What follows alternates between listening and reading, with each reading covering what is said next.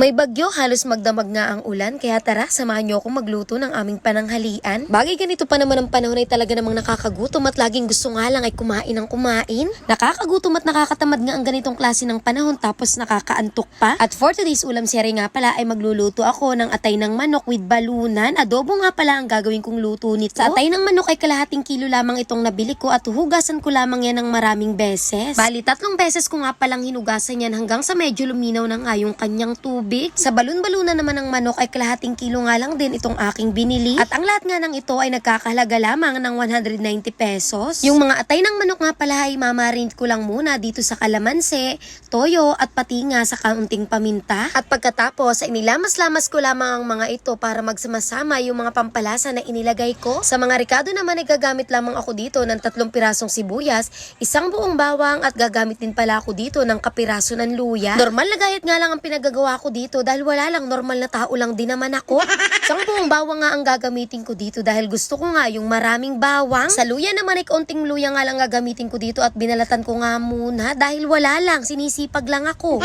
Nakatapos na nga ako sa paggagayat ng mga ricados, kaya naman sinalang ko na nga itong kawali na aking paglulutuan. Nung natuyo na nga yung kawali ay inilagay ko na nga itong mga atay na ni-marinate ko kanina. Hayaan mo lang dyan Mari sa kawali hanggang sa kumulo at matuyot na nga yung kanyang sabaw. At kapag nagmamantika na nakagaya nga ng ganyan ay ahunin mo muna saglit at ilagay mo muna sa isang lalagyan. Sa magkaparehong kawali ay hindi ko na nga ito hinugasan at nagdagdag na lang ako ng kaunting mantika para maigisa itong sibuyas, bawang at luya. Sabay-sabay ko na nga rin yung inilagay dahil parehas-parehas din naman yun. Nung naluto na yung mga ricado ay inilagay ko na nga itong mga balon-balunan ng manok. Hinalo ko lamang ng maayos upang sa ganun ay mas manuot yung ating mga ricado dito sa ating mga balon-balunan. Tinakpan ko lamang ito ng mga ilang minuto at pagkatapos ay binuksan at pagkatapos ay naglagay naman ako nitong paminta, magic sarap at naglagay din ako nitong toyo. At syempre naglagay din pala ako dito ng 1 baso ng tubig para nga maging mas maayos yung kanyang pagkulo at maging mas malambot itong ating balon-balunan. Pagkalipas ng ilang minuto ay kumati na nga itong ating mga balunan at nagdagdag nga ulit ako ng tubig at pagkatapos ay naglagay na ako ng suka at naglagay din ako ng asukal pampabalanse ng lasa. Isinunod ko na nga rin ilagay pala itong mga atay ng manok na itinabi nga natin kanina. Hinalo ko lamang ulit ang mabuti upang sa ganun ay magbanding na nga silang mag-best friend.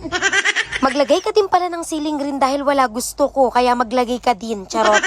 Charing lang, pwedeng hindi mo lagyan ng ganyan dahil yan na may pampaarte lamang. At dahil meron na nga ang kaartihan ay luto na nga yan mga mare. Dapat ganyan ang itsura kapag kayo ay nag-aadobo, yung naghihiwalay na yung kanyang sabaw at yung ang mantika. Bagay nga ganiring mga ulam ay talagang hindi nga pwedeng hindi mo talaga paparisa ng kanin. Dahil yung mga ganitong luto ay talagang sobrang lasa at talagang kapares na kapares ng kanin. Tapos diga sabi ko kanina ay may bagyo, yung bagyong inting baga. Ay niluto ko nga atay at balon-balunan ay wala namang kasabaw-sabaw ay kapag garni bagang tag-ulan ay talagang masarap naman humigop ng may sabaw. Buti na nga lang at saktong-sakto nga na meron pang patula dito sa bahay at kako ay masarap nga yung sabawan at lagyan nga ng miswa. At mabuti na nga lang talaga nung ako nga ay naggrocery at nakapamili nga ako nung mga gayon, yung may mga miswa, mga udong, basta yung mga noodles.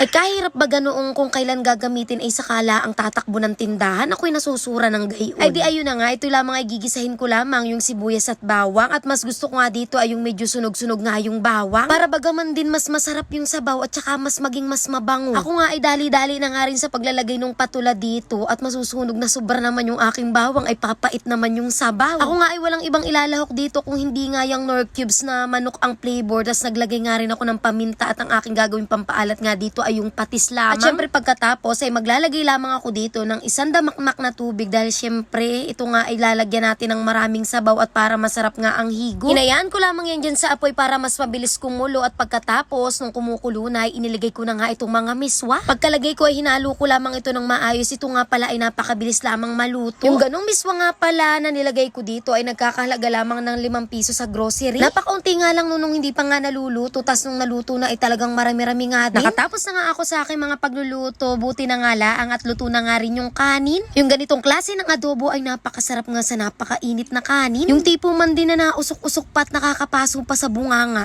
At syempre, first bite dapat dapat maanghang yan. Kaya naman dapat lagyan niya ng sili. First bite, thank you Lord. Mag-isa nga lang pala akong kumakain yan dahil bahala nga sila sa buhay nila. Magsandok sila kung gusto nilang kumain. Ganon. Nangangapaso pa nga ako dyan sa paghigop ng saw dahil nga syempre kaahon-ahon nga lang nung ating patola. Tapos bawat subo nga natin dyan ay syempre kailangan nga nung may sili dahil nga mas masarap nga kapag mas maanghang, nakakagana. Ang inang bunga nga yan, sobrang laki.